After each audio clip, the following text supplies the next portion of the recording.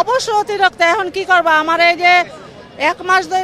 কেন্দ্রীয় ব্যাংক বলেছে নতুন নোট ছাড়া হচ্ছে না, কিন্তু আশ্চর্যজনকভাবে সেই করকরে নতুন নোটই দেখা যাচ্ছে ফুটপাতের দোকানে। শুধু তাই নয়, সেই নতুন নোট কিনতে আবার বেশি টাকা দিতে হচ্ছে মানুষকে। তাহলে প্রশ্ন উঠেছে, এই নতুন নোট আসছে কোথা থেকে?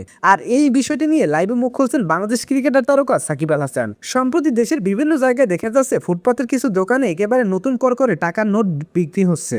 বিশেষ করে ঈদ বা বিশেষ অনুষ্ঠানের সময় অনেকেই নতুন নোট কিনতে সেখানে ভিড় করেছে। কিন্তু আশ্চর্যের বিষয় হলো, এই নতুন নোট কিনতে মানুষের আবার অতিরিক্ত টাকা দিতে হচ্ছে। যেমন ধরুন, 1000 টাকার নতুন নোট কিনতে অনেক জায়গায় 1050 বা 1100 টাকা পর্যন্ত দিতে হচ্ছে। অন্যদিকে দেশের কেন্দ্রীয় ব্যাংক বাংলাদেশ ব্যাংক জানিয়েছে, বর্তমানে নতুন নোট বাজারে ছাড়ার কার্যক্রম সীমিত, তাই সাধারণ মানুষ সহজে ব্যাংক থেকে নতুন নোট পাচ্ছে না। এখান থেকে শুরু হয়েছে বড় প্রশ্ন, যদি ব্যাংক থেকে নতুন নোট সহজে দেওয়া না হয়, তাহলে ফুটপাতের দোকানগুলোতে এত নোট কিভাবে আসছেন?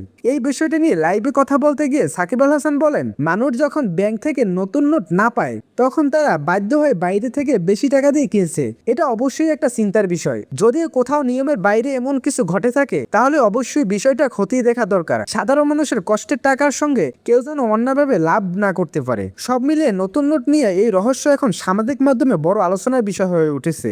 এখন দেখার বিষয়, এই বিষয়টি নিয়ে কর্তৃপক্ষ কি ব্যবস্থা নেয় এবং আসল সত্যটা সামনে আসে কিনা।